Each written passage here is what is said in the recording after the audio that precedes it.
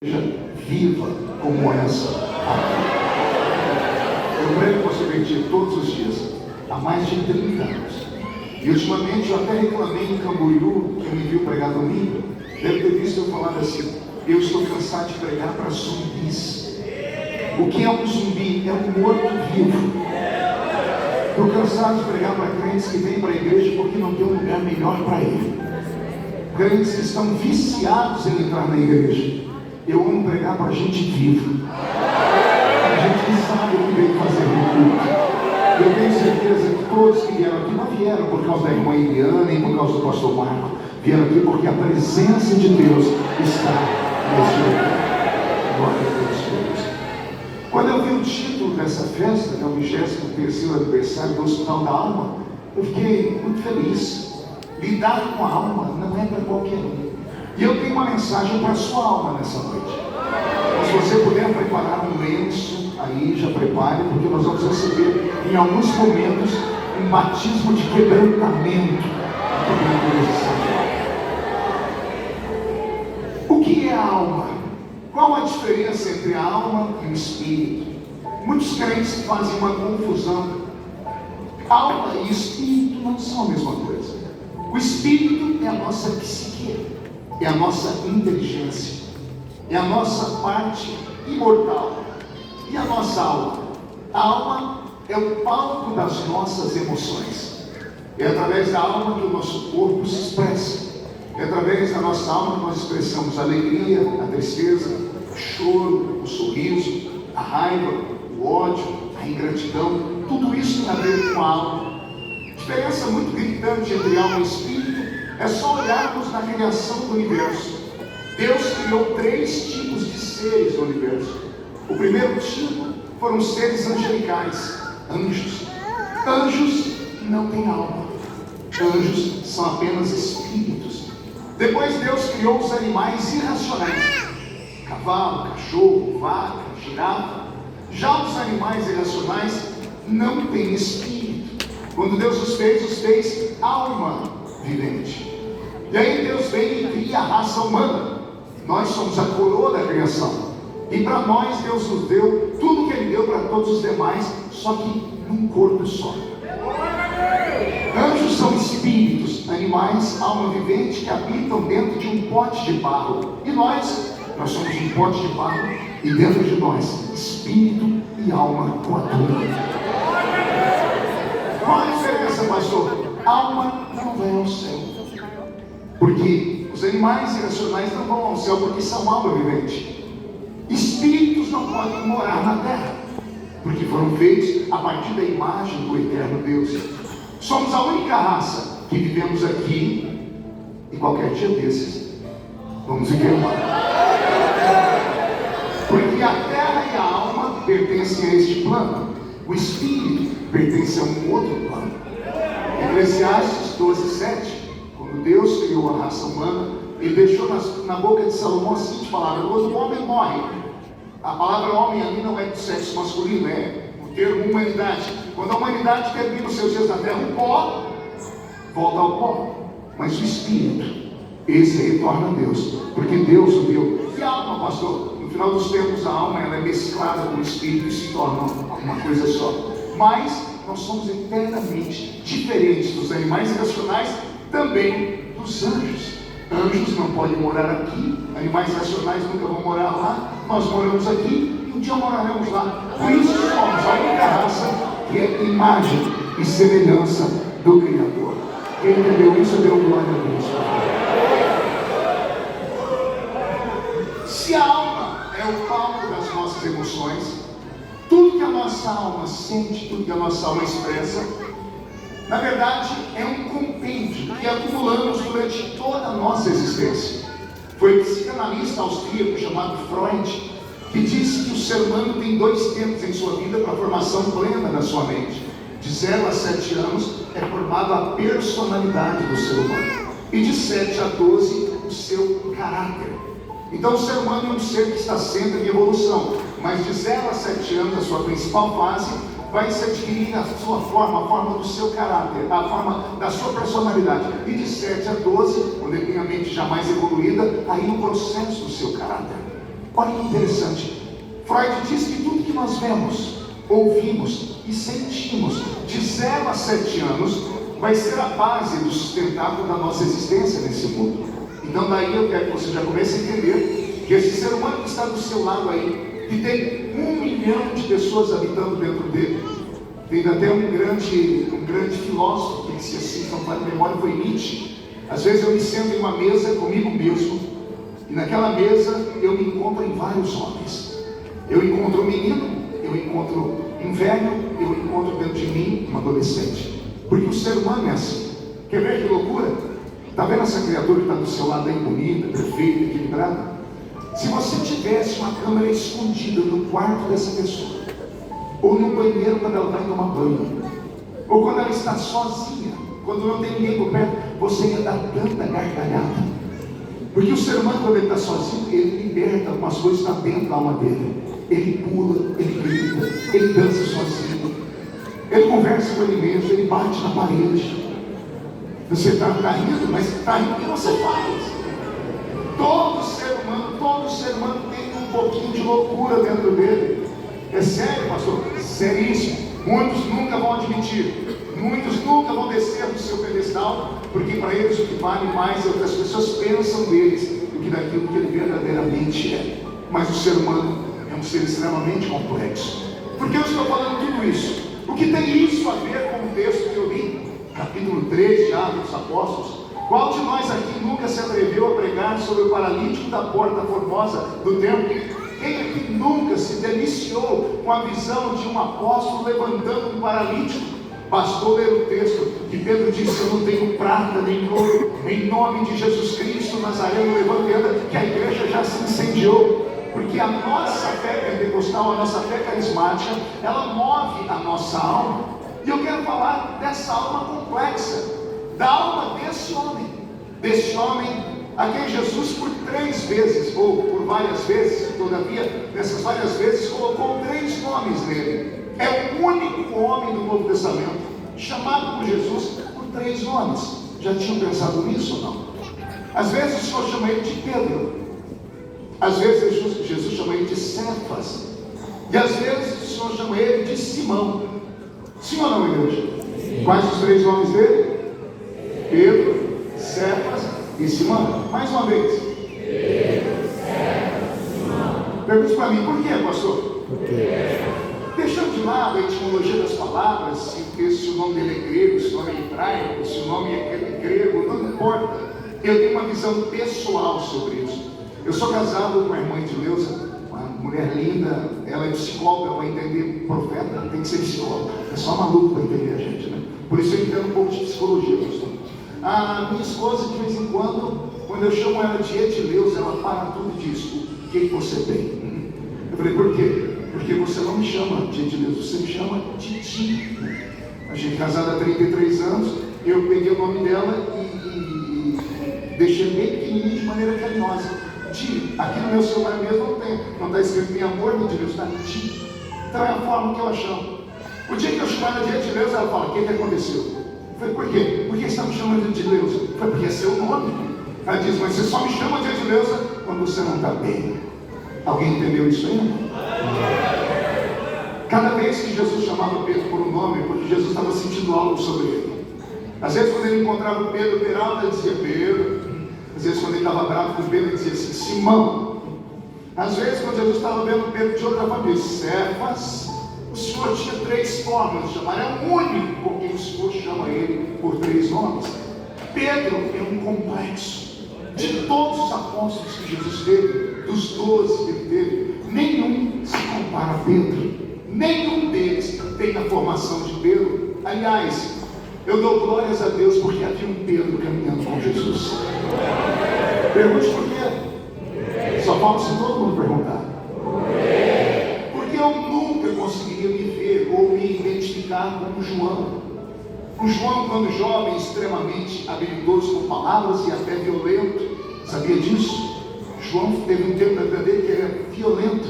Tanto é que ele foi evangelizar um lugar lá que não deu certo. Eu acho que não deram oferta para o evangelista. O evangelista que não recebe oferta fica bravo. Receberam a minha mensagem. Estava lá, João e o irmão dele voltaram do evangelismo malvadado e falaram assim: Senhor, Jesus perguntou como foi lá, ele falou: não foi bem não, Senhor, não receberam a gente bem. A gente pode orar para cair fogo e destruir aquela cidade? Olha o perigo de não cuidar de um evangelismo. Então João teve essa fase da vida, mas com o passar do tempo ele foi ficando tão cordial, tão cavalheiro, que ele termina a vida dele dizendo assim: filhinhos, não pequeis, mas se pecardes, saibas que tendes um advogado para com o Pai, Jesus Cristo justo. Eu não consegui me ver na estrutura de um João, não consegui me ver, por exemplo, na estrutura de um Judas. Eu sei que muitas pessoas aqui odeiam Judas. Eu acho que eu sou um dos poucos pregadores do mundo que defendo o tal do Judas. Por quê, pastor? Porque eu estudei a alma dele. Você já se colocou no lugar de Judas? Já tentou entender por que foi que ele vendeu Jesus? Porque ele negou Jesus? Você acha mesmo que ele era de todo maligno, que o diabo estava dentro dele a vida toda? Eu vou te mostrar no coração de quem o diabo habitava de verdade daqui a pouco. Judas era apenas um homem racional, extremamente racional. Vinha da terra de Caríades, a terra dos pensadores, a terra dos revolucionários judeus. Da terra de Caríades vieram outros homens, entre eles Barrabás. Barrabás não estava preso porque era um assassino comum, era um assassino político, era alguém que se revoltou contra o Império Romano. Naquela época, o governador que estava ali a mando de Roma, ele não julgava os casos dos judeus. Os judeus tinham o tribunal deles, só era julgado por Roma quem cometia algum tipo de crime político. Então da terra de Caríades vinham esses homens. Então Judas era extremamente pragmático. Ele parou, ouviu a palavra de Jesus, viu aquele homem fazer milagres, um revolucionário, chamando as pessoas, lutando contra o sistema, disse: é esse homem que vai libertar Israel da mão dos romanos. Com o passar do tempo, ele começou a perceber Jesus falando assim: meu reino não é desse mundo. Daqui a pouco ele começou a ouvir Jesus dizendo assim: está chegando a minha hora de ir embora. O Filho do Homem será entregue na mão dos pecadores. Quando a ficha de Judas caiu, ele disse: não é o que eu estava esperando. Judas teve uma decepção. Ele se decepcionou com Jesus, porque para ele Jesus era uma coisa, e quando ele olhou para o futuro, Jesus não era o que ele pensava que era. Por isso eu não julgo Judas. E não sou só eu que não julgo Judas. O próprio Jesus não julgou ele. Quando Judas veio e deu aquele beijo malfadado no rosto de Jesus, Jesus segurou ele e disse: amigo. Jesus não falava com ironia, Jesus não tinha tempo para brincar, Jesus não tinha tempo para mexer com a alma das pessoas. Ele agarrou Judas e chamou ele de amigo, porque Jesus tinha ele como amigo de verdade e disse: amigo, o que você tem que fazer, faz rápido. Era a maneira de Jesus falar: quando terminar o que vai acontecer, fique em paz. Você já está perdoado. Só que o Judas não entendeu. Aí alguém diz: Judas se arrependeu. Não, ele não se arrependeu, ele teve remorso. O remorso é diferente do arrependimento. Quem se arrependeu foi Pedro. Judas teve remorso, ficou com vergonha de que iam falar dele, da família dele, do nome dele. Quando a vergonha é muita, a pessoa sente remorso, ele tentou contra a vida e se matou, porque era um remorso, não era arrependimento. Então cada um dos discípulos tinha uma característica. Mateus era o único da tropa que era estudado, havia estudado na escola hebraica, aprendeu aos pés do doutor Gamaliel, era formado em economia, por isso era cobrador de impostos de Roma. Cada um daqueles homens tinha sua particularidade. Pedro era diferente de todos eles. Pedro é desequilibrado. Por favor, o que eu vou falar aqui agora, não se ofenda. Pedro era um homem sofrido, era um pescador que nunca abandonou a sua espada. Ai, Jesus, como assim, pastor? Alguém se lembra da noite em que Jesus foi traído? Onde é que apareceu aquela espada na mão de Pedro? Pedro era o único que andava armado na tropa, no grupo. A espada sempre escondida debaixo daquele manto. Quando Jesus foi preso, Pedro sacou a espada. Eu já vi pregadores e professores dizerem assim: Pedro se atracou com um soldado que era da guarda do sacerdote e desarmou o soldado. Impossível! Como um pescador que mal sabe ler e escrever pode desarmar um soldado preparado? Aquela espada estava na cintura de Pedro. E aí eu começo a aprender coisas. Pergunte o quê? jogar aquela espada fora. Será que Jesus nunca viu aquela espada? 3 anos e meio caminhando junto, dormindo no mesmo lugar junto, acordando junto, tomando banho no mesmo rio junto, tomando café da manhã. Será que Jesus nunca viu aquela espada? Viu? E se Jesus viu, por que Jesus não mandou ele jogar a espada fora? Quer perguntar para mim por quê? Simples. Porque Jesus sabia que aquela espada não estava só na cintura dele, ela estava no coração dele. É fácil tirar a espada da cintura.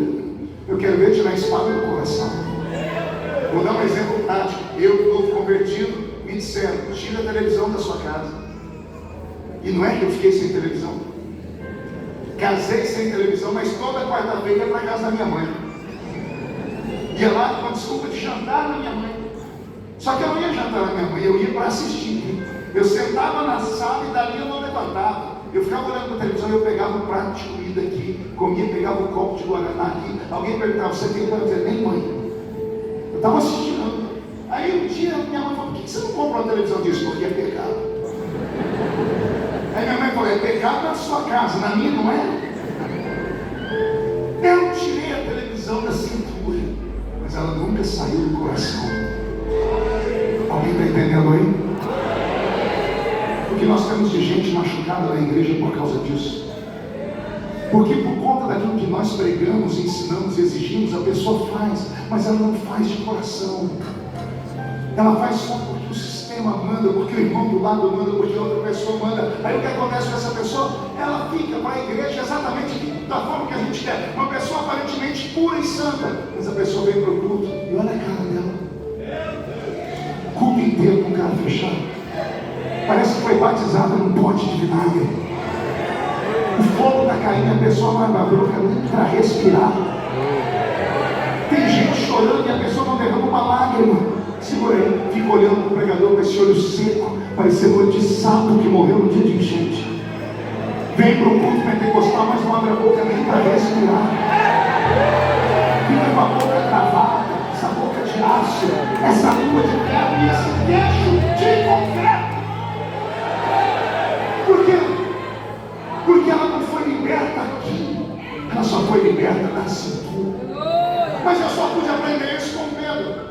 Pastor, o que o senhor quer aprender com Pedro? Eu quero saber o que aconteceu com ele. Como assim, pastor? Porque eu conheci na Bíblia 2 Pedros na mesma pessoa. Um Pedro estava nos Evangelhos e o outro em Atos dos Apóstolos. Esse aí já entendeu onde eu vou falar. Pedro na Bíblia, só que ele parece ser bipolar. Bipolar é um trabalho dentro da alma da pessoa. E quem é psicólogo, quem sabe o que eu estou falando, é a pessoa que ela vai de 0 a 100 em 2 segundos. É a pessoa que é uma pessoa extremamente alterada em si. Freud, ao mapear a raça humana, ele descobriu que a raça humana pode ser dividida em pelo menos 12 tipos de temperamentos. Tem o fleumático, tem o sanguíneo, tem o colérico, tem o depressivo e por aí afora. Um desses é você. Alguém aqui já viu uma pessoa barraqueira? Alguém conhece alguém barraqueiro aqui? Não, aqui em Anápolis não tem não. Vocês comem piqui, uai. Dizem que o piqui não deixa a pessoa ser barraqueira. Alguém conhece uma pessoa barraqueira? Pois é. Quando você vê uma pessoa barraqueira, eu sei que você quer se afastar dela, você quer distância, tem gente que passa perto da pessoa, faz até o sinal da cruz, mesmo sendo crente. Vou te dar um conselho, ore por ela. Traumas na alma. Lembra que eu disse? Tudo que uma pessoa vê, ouve e sente, de 0 a 7 anos, ficará para sempre armazenado na mente dela. Uma coisa é você crescer numa família estruturada, com pai e mãe, 4 refeições por dia, com direito, no final da noite, sentar no colo da vovó e ela te contar uma história de carochinha. Uma coisa é você nascer e crescer numa igreja sadia, na escola bíblica dominical, passar pela mocidade e vir como uma pessoa que teve toda a sua estrutura cristã baseada na filosofia de Cristo. Uma coisa é essa pessoa, outra coisa é uma pessoa que nasceu no meio do nada, longe de tudo, perto de lugar nenhum. Uma pessoa que não conhece o pai, que não conhece a mãe. Uma pessoa que a vida foi tão violenta com ela, que negou a ela as coisas mais básicas: o alimento, um lugar para morar, dignidade. Esses dois seres humanos coabitam o mesmo mundo. A diferença é que o primeiro grupo com certeza vai se dar melhor na vida. O outro vai ter muita dificuldade em se estabelecer. Porque a pessoa é barraqueira, porque a vida só bateu nela. Então a única defesa que ela tem é o ataque. É como um cachorrinho que está ali na rua, costelinha, o caramelo costelinha, que todo mundo fica morrendo de pena, cheio de rabujo, doente. Aí você chega para tentar ajudar. Ele não sabe que você vai ajudar, porque todo mundo só bateu nele. Você vai colocar a mão, ele avança em você. Pedro era assim. Eu não sei o que fizeram com ele para a alma dele ser tão machucada no livro dos Evangelhos. Como o senhor sabe, pastor? Pedro, ele enfrentava Jesus, mas não por ser arrogante. É porque a alma dele era muito liberta. Eu prefiro Pedro. Minha esposa me mapeou um dia, e o que ela me disse a princípio eu fiquei tão feliz, depois eu fui estudar e fiquei tão triste. Ela disse: meu filho, eu sou fleumática. Ela dizendo que era fleumática. Se ela falasse 3 vezes aquele nome, estava batizado com o Espírito Santo. Fleumática, parece meio estranho. E eu falei: eu sou o que? Ela disse: você é colérico depressivo. Eu falei: nossa, que coisa bonita. Colérico depressivo. Aí eu fui estudar o que era colérico depressivo. Aí eu fiquei em depressão. Cada ser humano é tratado do jeito. Porque a minha esposa era fleumática, extremamente calma. Ela foi criada com uma família estruturada. Pai, mãe, avó, criado dentro da igreja, menina santa. Eu, sem pai, eu sou, acho que um dos poucos brasileiros ainda vivos que no documento de nascimento não tem o nome do pai. Porque eu nasci numa época em que não era obrigado a reconhecer o filho. Hoje chamada de mãe solo, na minha época, mãe solteira, traduzes por mãe solteira, há 50 anos atrás, prostituta no bairro. Hoje não, hoje é mãe solo, hoje virou até bandeira. Mas há 50 anos atrás, a minha mãe, quando andava pelas ruas, as mulheres casadas puxavam seus maridos para os lados. Então eu cresci vendo a minha mãe ser chamada de prostituta. Eu cresci dentro da escola, vendo os meus amigos quando vinham me ofender, me chamavam de filho de mãe solteira. Resultado, com 12 para 13 anos de idade, eu já estava drogado. Nós morávamos em 12 pessoas em 2 cômodos. 12 pessoas dividindo 2 cômodos. Na minha casa, panela e pinico era um problema. Ninguém sabia onde estava. Você riu que não era você, pô. Às vezes o pinico estava em cima do fogão e apanhado debaixo da cama. Era uma vida abaixo da linha da pobreza. Uma pessoa que tem esse tipo de vida, é natural que ela se perca na história.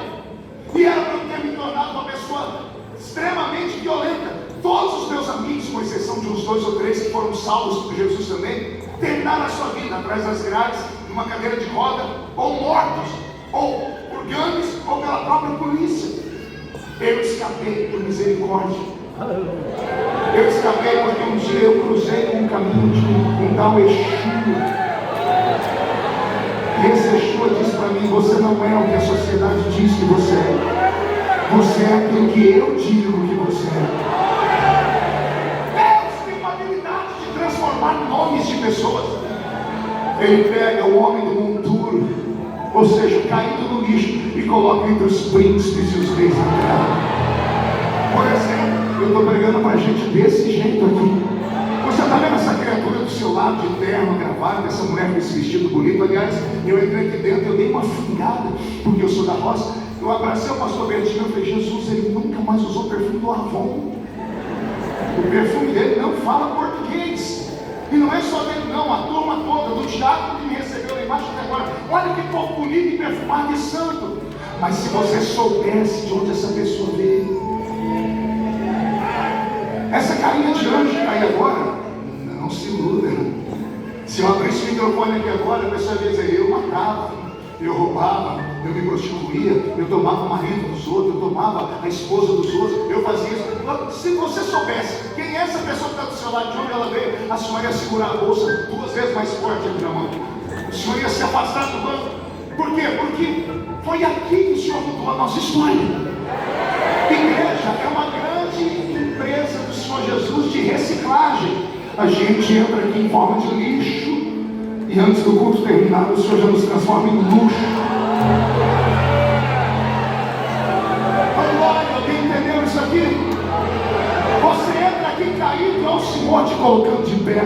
Você entra aqui querendo se matar, você sai daqui querendo ter vida e dar vida para os outros. Você entra aqui sem história e sai daqui querendo ser o próximo presidente da República do Brasil. O que é isso? É o poder da fé que nos transforma. Alguém acredita que isso pode dar um grito de glória a Deus?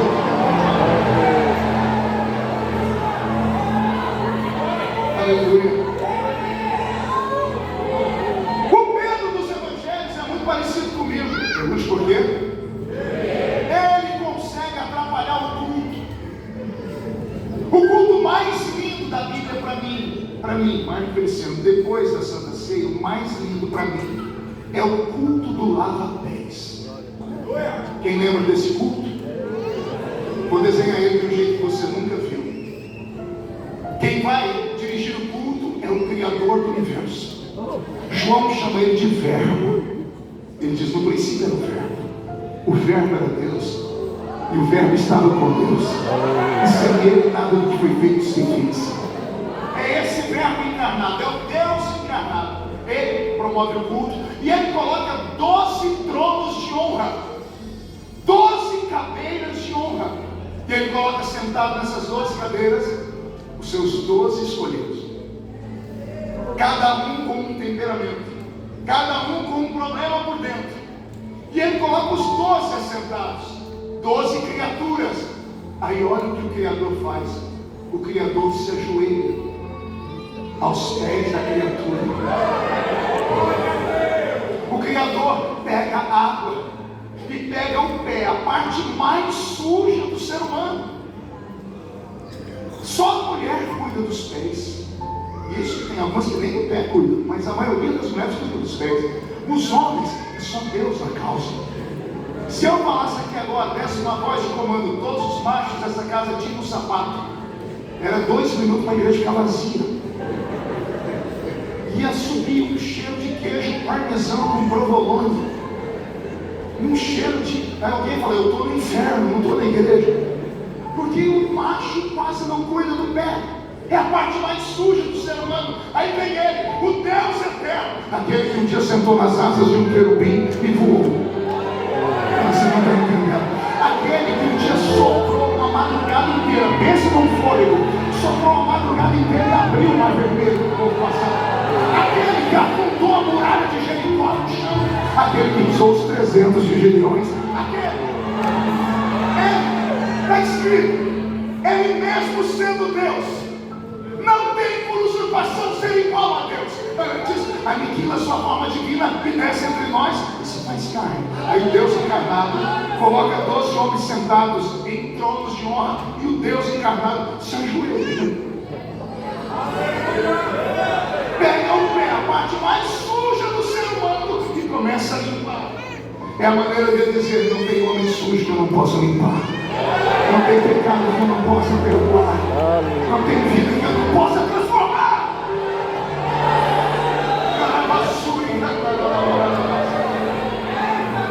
O culto vai indo numa emoção sem tamanho. Eu imagino João chorando porque era mais sensível. Eu imagino Mateus chorando, até o Tomé chorando. Aí chega no pé do Pedro. Pedro acabou com o culto. Primeiro Jesus viu o pé dele. Aí Jesus pegou a água com o pano, quando olhou, não tinha mais pé. Pedro escondeu os pés debaixo da cadeira. Aí Jesus falou: Pedro, por que você está fazendo isso? Acabou o culto, acabou a emoção. Quem estava ligado desligou. Eu estou olhando para Pedro, ele falando assim: os meus pés o Senhor não coloca as mãos. Aí Jesus diz assim para ele: se eu não lavar os seus pés, você não tem parte comigo. Todo mundo com vergonha de Pedro para subverter.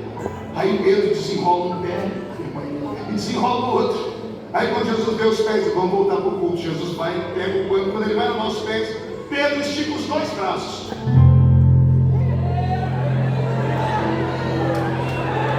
E de novo Jesus: Pedro, eu vou lavar os pés. Por que você está frente: Jesus, já que o senhor vai lavar, não lava só os pés, não.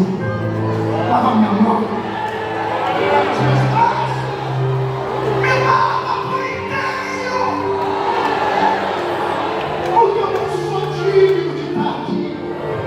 É esse Pedro. Eu me sinto esse Pedro às vezes.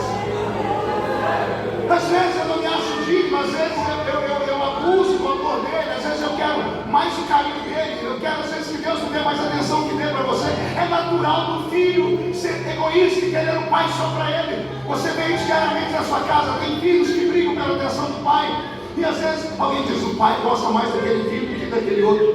Nem sempre é assim. Eu tenho 3 filhas, Karen, Kathleen e Camille. Criança não envelhece pra gente. Eu tenho uma filha de 30 anos, eu ligo para a esposa: como é que estão as crianças? Aí um dia eu me lembro que eu cheguei em casa certa vez, a mais novinha, a Camille, a rapinha do Tacho, hoje já está no 5º ano fazendo direito, fazendo medicina, melhor dizendo. A Camille está maior do que eu, mas ela é uma coisinha desse tamanho. Eu cheguei em casa cansado, joguei as malas no chão. Daqui a pouco ela vem, a Camille correndo, ela agarrou a minha perna, encheu minha perna de beijo. O estresse foi embora, eu joguei aquelas malas no chão. Falei: que coisa linda, o que é isso, filha? Ela caiu de joelho e ficou de 4. Olhou para mim com aqueles olhos desse tamanho, jabuticaba, e fez assim: miau. Eu falei: o que é isso, Camila? Ela disse: eu sou o seu gatinho. Miau. E se esfregou na minha perna. Ah, quem aguenta isso? Eu catei aquele gatinho, botei no copo, dei um cheiro naquele gatinho, e arrumei um problema pelo resto da vida. Pergunte por quê? Até hoje, quando a Camille faz alguma arte, eu falo: Camille, ela faz assim: miau. Um dia um amigo teve na minha casa, passou o dia todo comigo, no final ele disse assim: você gosta mais da pequenininha, né? Eu disse: por quê? Ué, você beija mais ela, você abraça mais ela, você fica mais com ela. Eu disse: mas eu não saio de perto de você. Ele falou: o que você quer dizer com isso? Eu disse: a sua perspectiva de visão está diferente, está errada. Como assim? Eu disse: eu tenho 3 filhos. Na minha casa não se faz diferença. Eu amo as 3, morreria pelas 3, possivelmente mataria pelas 3, porque filho é filho. Só que das 3, a pequenininha é que não me larga. É ela que vem para o meu corpo. Não sou eu que vou a ela, é ela que vem a mim. Não sou eu que fico beijando ela, é ela que fica beijando a mim. Não sou eu que fico dizendo eu te amo, é ela que chega dizendo eu te amo, papai. Alguém está entendendo aqui, não? Mas o que faz isso? O que faz o filho se aproximar do pai? O temperamento. Não que as outras filhas não tenham sentimento por mim, mas cada uma é um universo. Cada coração é um planeta isolado. E só Deus conhece cada coração. Eu vou contar uma coisa para você que talvez ninguém nunca te contou. Jesus teve milhares de discípulos. Nós erramos quando falamos que ele teve 12. Ele teve 12 apóstolos. Mas discípulos, ele teve milhares. Só no Sermão da Montanha, ele tinha na frente dele 5.000 homens, foram mulheres e crianças. O que significa a palavra discípulo? Aluno. E o que é a palavra rabino, rabi ou raboni? É mestre, professor. Jesus era professor e ele montou uma escola ao ar livre. E aí as pessoas vinham para aprender com ele. Depois que essa escola começou a apertar, começou a dar matérias mais difíceis, as pessoas começaram a demandar. E sobraram 12. Aqueles 12 conseguiram ficar perto dele depois de um teste de fogo. Pergunte qual? Jesus começou a pregar mensagens duras e o povo começou a ir embora, porque o povo queria estar com ele por causa de pão, peixe e milagre. Qualquer semelhança no tempo presente não é mera coincidência. As pessoas só querem coisas boas. Quando Jesus começou a pegar pesado, começaram a ir embora, dizer: não quero mais ouvir esse homem não. Um dia Jesus deu uma bronca e disse: podem ir embora. E ele saiu andando sozinho. Aí ele escuta atrás dele 12 homens caminhando, passos. Quando ele para e olha, os 12 devem ter até recuado, um agarrado no outro. E ele diz: e vocês? Também não vão embora não?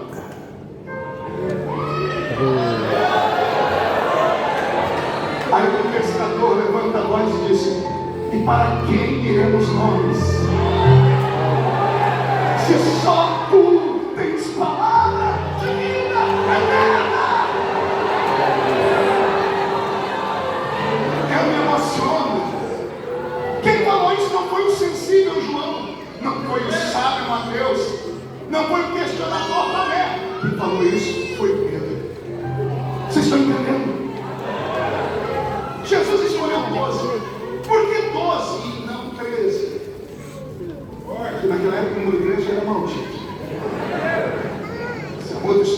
outro dia. Entendedores entenderão. Mas por que não escolheu 11? Oh, Jesus, me ajuda. O deputado ficou lá em Brasília. 12. Por que 12 e não 11? Por que 12 e não 13? Você já parou para perceber, para pensar, que o ano é dividido em quantos meses mesmo? Não ouviram?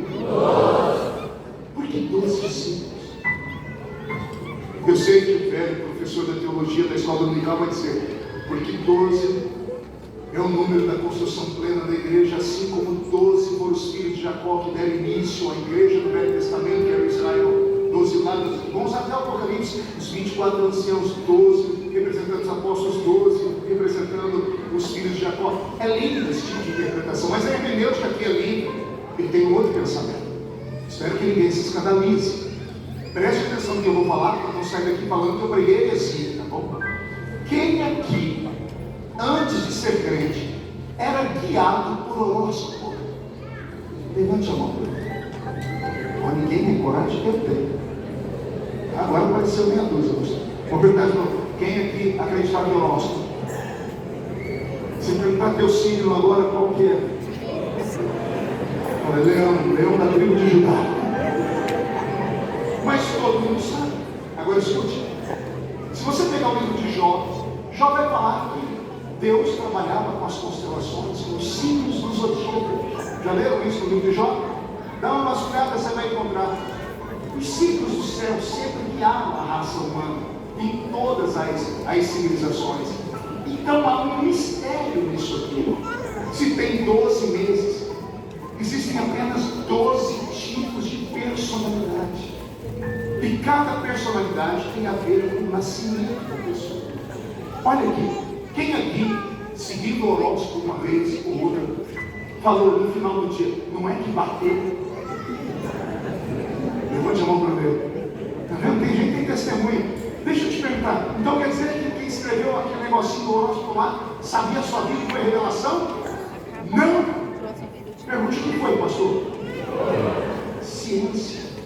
Pessoas nascidas no mesmo período do tempo, elas têm a tendência de ter os mesmos desejos. Eu nasci no dia 12 de outubro. Eu encontrei pessoas ao redor do mundo. Eu já peguei no Brasil quase 4.700 municípios e no mundo em quase 100 nações. Eu encontrei pessoas que nasceram no mesmo período que eu de outubro. As pessoas têm as mesmas aptidões, não são iguais, porém são parecidas. Elas gostam das coisas que eu gosto, elas têm o mesmo temperamento, o mesmo sentimento. Parece que Deus escreveu no universo um mapa invisível, dizendo: pessoas que vão nascer desse período, eles terão esse tipo de temperamento. Foi por isso que Freud, o psicanalista, ao traçar o perfil da raça humana, encontrou são na verdade 3 tipos de temperamento divididos em 12 subtipos. Olha que coisa interessante. Aí Jesus escolhe 12. Só tem um motivo. Pergunte qual? Em cada um daqueles homens havia um temperamento. Os 12 representam a humanidade inteira. É a forma que Jesus falava assim: não interessa qual é o seu temperamento. Você me entendeu? Vou falar de novo. Não importa qual é o seu temperamento. Se cruzar no meu caminho e me der uma chance, eu transformo você num potencial de glória. Não importa se você é traumático, se você é sanguíneo, se você é colérico, se você é depressivo, se você é chato, se você é cri-cri, se você é assim ou é assado. Isso aí é uma construção plena do primeiro nascimento. É por isso que o Espírito Santo agora tem uma revelação de arrancar para tudo a toca e sabiado o topo. Escuta aí. Todas as vezes que o ser humano nasce, ele herda características genéticas do seu pai e da sua mãe. Sim ou não? Sim. Mulheres e homens ao nascer recebem características genéticas do pai e da mãe. Damos a esse nome de DNA, ou ácido desoxirribonucleico. O que é isso? É a junção do DNA do pai e da mãe. E aí nasce a construção de um ser humano. Eu vou te dar uma autorização agora, que você está esperando o culto inteiro. Olha a pessoa que está do seu lado e repara nela. Isso. Agora você pode olhar, já aproveita ver a roupa, a senhora queria o seu filho. Olhou?